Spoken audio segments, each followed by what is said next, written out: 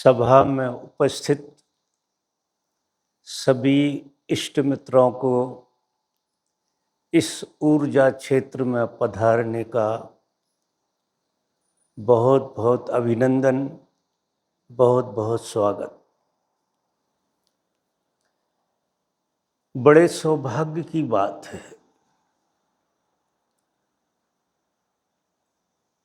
आज कह सकते हैं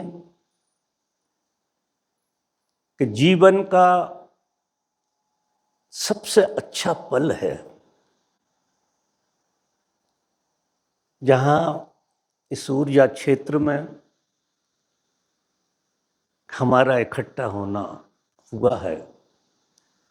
ओशो की बड़ी कृपा है, आशीर्वाद है।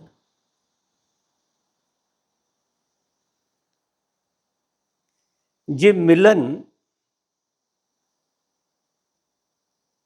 अद्भुत हो सकता है।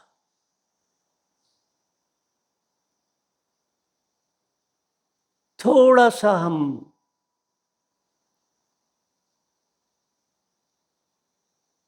अपने को छोड़ के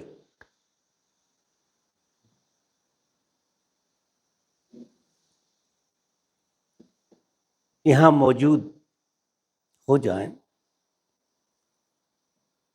जब कोई एक व्यक्ति दूसरे व्यक्ति से सच में मिल जाता है, एक व्यक्ति, वहां ओशो ऊर्जा पैदा हो जाती है। आज बहुत सौभाग्य का दिन है कि हम सब एक हो जाएं। न मैं रहूं, ना आप रहें। जीवन पर्व हो जाए, उत्सव हो जाए।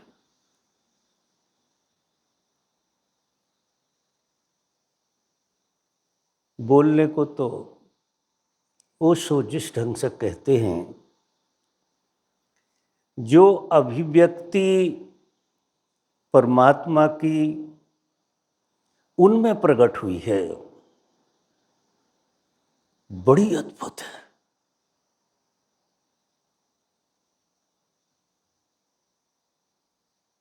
वो हमारे भीतर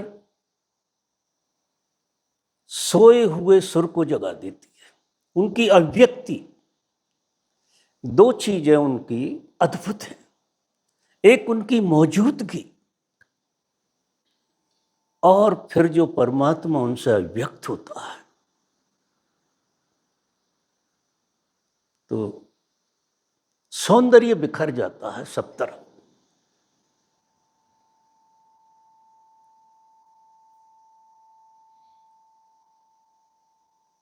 तो कोई कुछ भी कहे, वो अभिव्यक्ति तो युगों में होती है। युगों में कोई ऐसा पैदा होता है जिसमें परमात्मा पूर्णता से अभिव्यक्त होता है। देखने में वो साधारण आदमी होता है, लेकिन जब उसमें से परमात्मा अभिव्यक्त होता है तो अद्भुत घटना घटती है, जिसका परिणाम है कि हम और आप इकट्ठे बैठे हुए हैं उनके प्रेम में। अब हम उनके प्रेम में मिट जाएं, खो जाएं, उनके हो जाएं। तो ये जो शिविर है, ये आयोजन है, वो सिखा के गए हैं कि ऐसे आयोजनों में बड़े सहज रूप से हम एक दूसरे में मिट जाएंगे। और एक दूसरे में मिट जाना ओशो का प्रकट हो जाना। जैसे ही हम एक दूसरे में मिटेंगे, आप भरोसा करें, वहाँ ओशो प्रकट हो जाएंगे। आप हाथों में छूने लगोगे, आपका कंठ जो है स्वाद से भर जाएगा। बड़ा सुंदर अवसर है मित्रों। आज हमें डूब जाना है। दूसरी बात, 3 दिन हम साथ रहेंगे, तो निवेदन है मेरा कि मिटने का जो तरीका है वो मौन है। आप शब्द से अपने को खो नहीं सकते, क्योंकि शब्द आपके व्यक्तित्व को पकड़ कर रखता है। आप व्यक्ति बोध से बाहर शब्द से जा नहीं सकते हैं। सबसे बड़ी बाधा है शब्द, शब्द और विचार। तो हम शब्द से शुरू करते हैं, फिर विचार अपने आप खोने लगते हैं। तो 3 दिन मेरा निवेदन है आप सभी से कि हम मौन में रहने का प्रयास करें। और ये मौन शिविर है, ये आयोजन जो मित्रों ने किया है, मुझे बड़ी खुशी हुई जब मैंने सुना। मुझे तो बहुत देर में पता लगा कि ऐसा कुछ आयोजन हुआ है, पता ही नहीं था कि ऐसा कोई आयोजन हो रहा है यहाँ। फिर पता लगा कि मौन का आयोजन है, तो मेरे दिल को छूने वाली बात हो। सबसे अच्छा लगता है चुप हो जाना। तो हम चुप रहेंगे। आधा काम तो चुप होने से हो जाता है, बचा आधा काम थोड़े जागृत होने से हो जाता है। चुप रहें और जागृत रहें। तो हम ये 3 दिनों में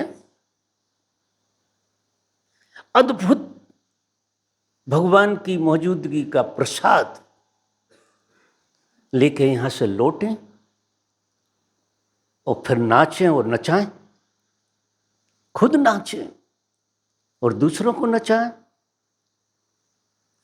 ना नाचे तो हाथ पकड़ के नचाएं कि नाच के देख लो जीवंतता कैसे प्रकट हो जाती है। देखिए, घरों में हम घुल मिल नहीं सकते, वहां मिटने का आयोजन नहीं है। इसीलिए तो ये आयोजन किए जाते हैं। यहां सब मिटने आए हैं, सच पूछो तो सब मिटने ही तो आए। तो ये बड़ा आसान उपाय है अपने को खोने का या अपने में डूबने का। दूसरे को दूसरा मत मानो। यहां दूसरा कोई है ही नहीं। इस सभा में दिखाई देंगे कि व्यक्ति हैं, लेकिन मैं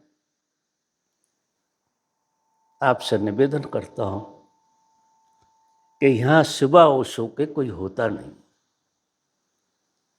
वही तुम में से नाचते हैं।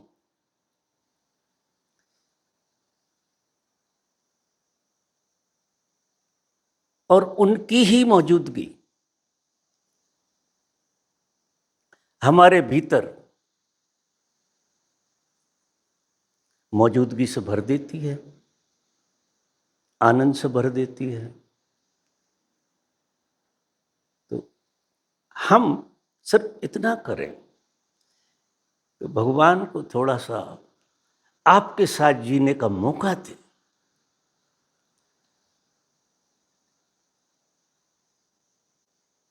कि वो दोबारा नाचने लगे।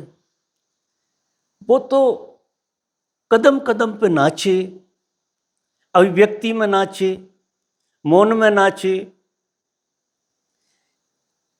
जीवन की हर क्रिया में नाचे। और ये नाच छोड़ गए तो हम उनको बीच में से हट जाएं और नाचने का मौका दें। ऐसे मत मानिए कि आप बचे, कि नाच तो वही सकता है। आप तो कितने दिन से नाच रहे हैं, ना नाच पाओगे। उनको नाचने दो, माध्यम बन जाओ बस। फिर देखो जीवन में क्या निखार आता है। और ज्यादा मुझे कुछ कहना नहीं। जो भी प्रयोग हैं उनको सुचारू रूप से हम चालू करते हैं। और मेरी छोटी सी बातें, अगर आप हम सब जिएंगे उसे, हम आपके साथ जिएंगे, आप हमारे साथ जिएंगे, तो मौन में रहेंगे, खूब नाचेंगे, बस यहां मिट जाना। धन्यवाद, बहुत बहुत धन्यवाद।